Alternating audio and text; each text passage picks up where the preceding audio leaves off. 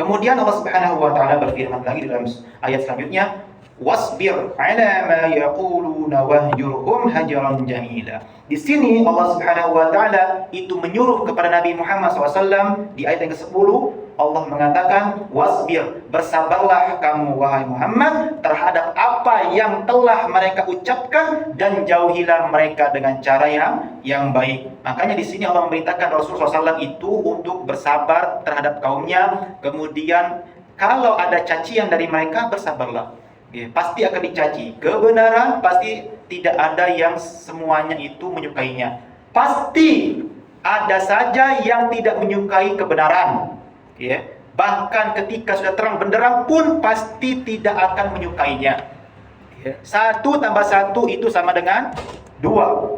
Ya, pasti masih ada saja yang mau mengeles. Ya, mau 3, mau 4, mau 5. Ya, pasti masih saja yang mau ngeles. Ya, padahal sudah jelas terang benderang. Ya. Kemudian Allah Subhanahu wa taala melanjutkan lagi di ayat yang 11, wadharni wal mukadzibina ulin ni'mati wa mahilhum qalila. Kemudian Allah mengatakan lagi, biarkanlah aku saja yang bertindak kepada orang-orang yang berdusta itu, orang-orang yang mempunyai kemewahan, dan beri tangguhlah mereka untuk sebentar saja. Nah, di sini Allah Subhanahu wa taala itu memberikan ancaman terhadap orang-orang kafir, ya, bagi yang tidak mau mengikuti ajarannya Nabi Muhammad SAW, dia akan diancam oleh Allah Subhanahu wa taala, akan diazab di neraka. Tapi sekali lagi, Allah itu memberikan tangguh kepada orang-orang kafir supaya mereka itu menikmati sisa-sisa hidupnya di dunia, karena nanti akan diazab oleh Allah di neraka selama-lamanya. Maka dari itu, Bapak-bapak yang semoga dirahmati Allah Subhanahu wa taala, kita itu berhati-hati terhadap dunia ini. Jangan sampai dunia itu melalaikan kita. Jangan sampai kita itu diperbudak dunia. Ciri-ciri kita diperbudak dunia adalah kita itu semakin mengejar dunia. Bahkan ketika kita itu mengejar dunia sampai kita itu lalai dari kewajiban-kewajiban yang Allah berikan. Allah tetapkan sama kita itu merupakan kita budak dunia. Ya. Dunia ini seperti permainan, dan kita adalah pionnya yang memainkan itu. Dan kita tinggal pilih, mau dimainkan dunia atau kita yang memainkan dunia. Kalau seandainya kita ingin memainkan dunia, kitalah yang mengatur dunia ini. Bagaimana cara mengatur dunia ini? Ada rambu-rambunya, yaitu syariat Islam yang mengatur dunia ini. Maka ikutilah syariat Islam, insya Allah dunia kita mainkan. Tapi kalau kita tidak mengikuti syariat Islam, mengejar dunia yang hanya sementara ini, ya maka kita adalah budak dunia. Ya, budak dunia kita itu. Ya, kadang kita itu sampai melalaikan kewajiban kepada Allah, tidak sholat 5 waktu, jangankan sholat 5 waktu, baca Quran juga jarang, jangankan hafal Quran. Seperti itu. Waktu kita habis saja untuk dunia, mencari dunia. Maka dari itu kita harus mengatur pola hidup kita supaya kita itu benar-benar bisa memainkan dunia. Ada rambu-rambunya dari Allah Subhanahu wa taala. Kemudian Allah melanjutkan lagi, inna ladaina ankalan wa jahima. Dan orang-orang yang membangkang tadi akan dibelenggu oleh Allah Subhanahu wa taala dengan belenggu yang berat, yaitu tali yang sangat keras, yang sangat berat. Ya. Jahima, yaitu dalam neraka jahim yang menyala-nyala. Ya. Nah, ada hubungannya juga dalam surat At-Takatsur. Surat At-Takatsur, ya, yang kita sudah pernah bahas bahwasanya Alhaakumut takatsur hatta zurtumul maqabir kalla sawfa ta'lamun thumma kalla sawfa ta'lamun kalla law ta'lamuna ilmal yaqin la tarawunnal jahim. Tuh. Jadi di surat At-Takatsur itu dijelaskan ada orang-orang yang bermegah-megahan dengan dunia, bermewah-mewahan dengan dunia, sehingga lalai terhadap akhirat. Kemudian orang-orang tersebut dimasukkan oleh Allah Subhanahu wa taala ke neraka jahim. Ya, seperti itulah orang-orang seperti ini. Rata-rata orang-orang pembangkang, orang-orang kafir itu adalah orang-orang yang mencintai dunia atau budak dunia. Kemudian Allah Subhanahu wa taala melanjutkan lagi, wa ta'ama dawsati wa 'adaban alima, dan makanan yang menyumbat di kerongkongan. Ya. Kemudian yang menyumbat di kerongkongan itu tidak ada yang bisa masuk atau keluar Nah, jadi nanti di neraka itu kita akan mendapatkan makanan. Kalau di ayat yang lain Allah mengatakan bahwasanya kita akan di neraka itu akan memakan duri, buah atau tanaman yang berduri seperti kaktus. Ada ulama yang menafsirkan seperti kaktus, kita makan seperti kaktus yang berduri. Intinya makanan-makanan yang berduri. Kemudian meminum air nanah. Kemudian ada juga yang lain mengatakan darah dan lain sebagainya, macam-macam. Karena saking mengerikannya kalau kita masuk neraka. Karena neraka tidak ada yang enak, Pak. Walaupun nanti kita akan masuk ke dalam surga yang beriman kepada Allah, tapi kalau kita masuk neraka tidak enak. Tidak bisa dibayangkan oleh kita. Kemudian Allah Subhanahu wa taala melanjutkan lagi, Yauma tarjuful ardu wal jibalu wa kanatil jibalu kathiban mahila. Pada hari itu bumi dan gunung-gunung itu bergoncang dan menjadilah gunung-gunung itu seperti tumpukan pasir-pasir yang berterbangan. Itu hari kiamat. Nah, ada juga hubungannya dari surat Al-Qari'ah. Yauma takunul jibalu kal ihnil manfush. Hari di mana gunung-gunung itu seperti manfush, yaitu seperti kapas-kapas, tipis sekali. Dalam surah At-Takwir Allah juga sebutkan bahwasanya wa idzal jibalu suyirat, ketika gunung-gunung itu dihancurkan seperti debu. Maka inti dari itu perumpamaan yang diberikan oleh Allah Subhanahu wa taala seperti debu, seperti kapas, seperti pasir, intinya adalah gunung yang sebesar itu nanti di hari kiamat semuanya tipis, ya, tidak lagi keras, tidak lagi tinggi, tidak ada. Semuanya hancur seperti debu atau seperti kapas atau seperti pasir, ya, seperti itu. Kemudian Allah melanjutkan lagi, inna arsalna ilaikum rasula syahidan alaikum kama arsalna ila fir'auna rasula, ya. Sungguh kami telah mengutus kepada mereka, yaitu orang-orang kafir, kepada orang-orang kafir seorang rasul, ya, yang menjadi saksi terhadap kamu. Sekali lagi, Allah itu tidak akan menghukum suatu kaum, tidak akan menghukum suatu penduduk, melainkan pasti Allah akan memberikan rasul pada kaum tersebut.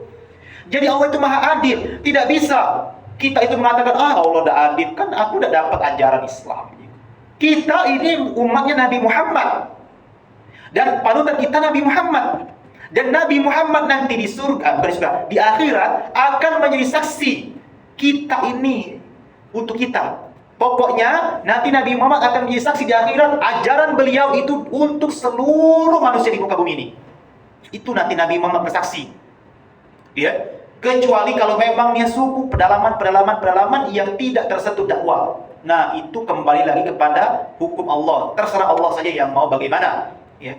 Tapi Allah pasti menurunkan atau mengutus Rasul, ya, supaya menjadi pembimbing di dunia ini. Jadi kalau seandainya ada manusia yang tidak taat kepada ajaran Rasulnya, maka dengan mudah Allah mengazab, karena sudah Allah kasih petunjuknya. Seperti itu. Kemudian, kama arsalna ila fir'auna rasula, sebagaimana kami utus Rasul kepada Fir'aun, ya, di mana yang diutus itu adalah Nabi Musa. Nabi Musa, ya, yang merupakan anak angkat dari Fir'aun itu sendiri. Luar biasa, ya, anak angkat dari Fir'aun. Tapi kata Allah Subhanahu wa taala, fa'asa fir'aunur rasul fa'akhadnahu akhdahu wabila. Tapi Fir'aun tersebut dia tidak mau mengikuti ajarannya Nabi Musa. Ya. Kemudian kami siksa Fir'aun tersebut dengan siksaan yang sangat pedih, bahkan sangat sadis. Ya. Bahkan ketika Fir'aun itu ingin melewati Laut Merah yang sudah terbuka oleh Nabi Musa, ketika tongkatnya Nabi Musa itu dihantamkan ke Laut Merah, kemudian Laut Merah itu terbuka, kemudian masuklah Nabi Musa dan pengikutnya, kemudian Fir'aun pun ikut. Bayangkan, Fir'aun itu seketika seperti orang bodoh. Kenapa seperti orang bodoh? Karena kok dia tidak mikir bahwasanya nanti bisa jadi nanti laut ini akan menghantam mereka. Tapi Fir'aun saking dendamnya, saking marahnya, dia tidak bisa berpikir jernih. Masuk saja ke Laut Merah. Maka Allah dengan mudah menenggelamkan Fir'aun. Nah, pelajaran untuk kita, Bapak-bapak, Ibu sekalian, bahwasanya kalau kita itu menjadi pendendam, kalau kita itu sedang marah sejadi-jadinya, kalau kita itu benci dengan seorang, Mau dia itu berbuat baik ataupun buruk, pasti di mata kita itu jelek semuanya. Pasti. Ya. Jadi kalau orang itu sudah benci, sudah marah, sudah dendam, apapun yang kita lakukan pasti salah semuanya. Karena memang sudah dendam. Karena sudah jelek di mata orang tersebut. Sama di mata Fir'aun. Musa, sebaik apapun Musa, karena Fir'aun sudah dendam, sudah marah, sudah apapun yang dilakukan Musa pasti salah. Dan kita tidak boleh seperti itu. Kita tidak boleh seperti itu.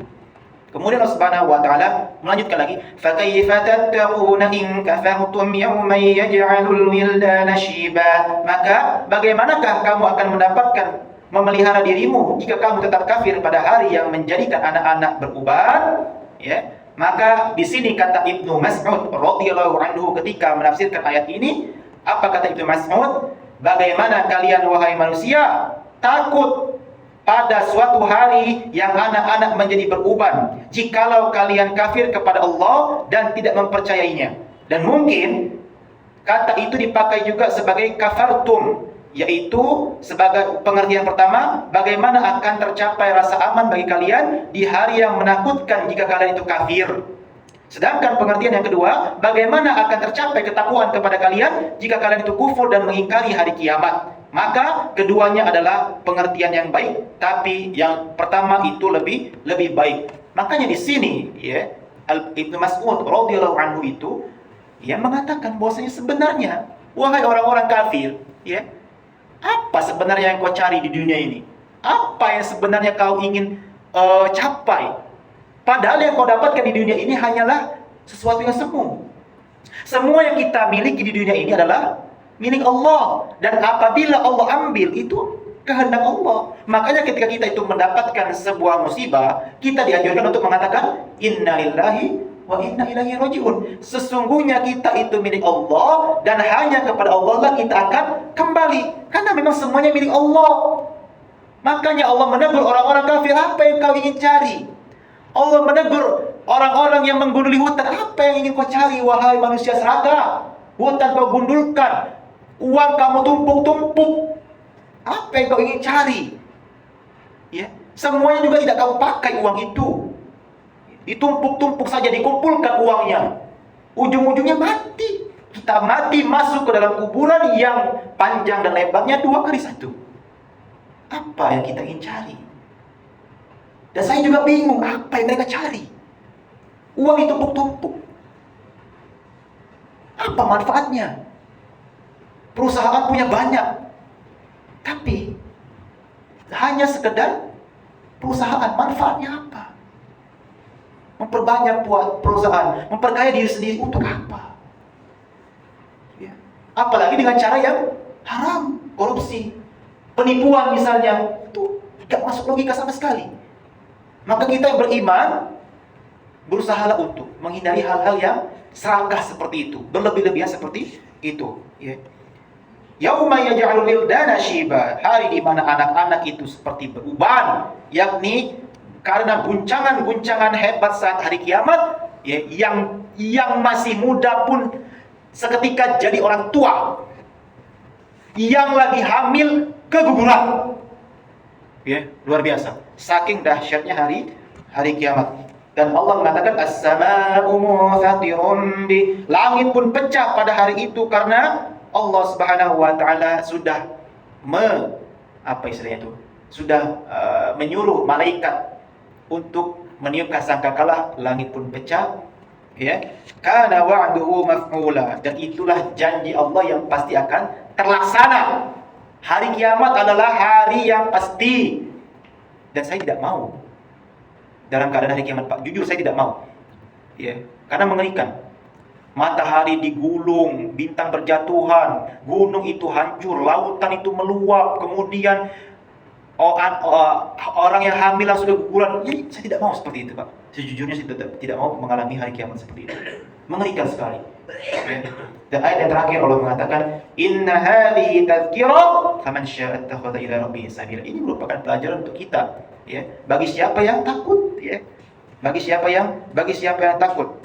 Siapa yang menghendaki, niscaya dia akan menempuh jalan Rabb-nya. Siapa yang berkeinginan untuk mengubah dirinya, maka Allah Subhanahu wa taala akan membantu dia untuk berubah menjadi lebih baik lagi. Kemudian ayat yang ke-20 terakhir. Apakah ada pertanyaan sampai sini? Pak. Ya, silakan Pak. Dalam fikih Islam itu perintah Allah itu wajib itu apa enggak? Dalam fikih Islam. Seperti surat Al-8.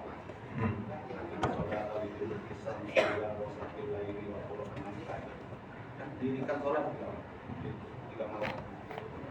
Itu kan perintah Allah. Wajib ya benar. Ya, benar sekali. Pertanyaan yang bagus ini seputar fikih. Ya, kalau dalam fikih kita harus pahami, kalau ada perintah itu artinya hukumnya bisa jadi wajib, bisa jadi sunnah. Kalau ada larangan itu hukumnya bisa jadi makruh, bisa jadi haram. Nah, itulah pentingnya kita itu membutuhkan tafsir para ulama. Itu Pak pentingnya. Kita memang bisa paham, oh ayat ini kita diperintahkan oleh Allah untuk sholat malam. Atau wa minal laili fatahajjat, dan di antara malam-malam bertahajudlah. Kita paham Pak, secara kontekstual memang Allah memerintahkan untuk kita bertahajud.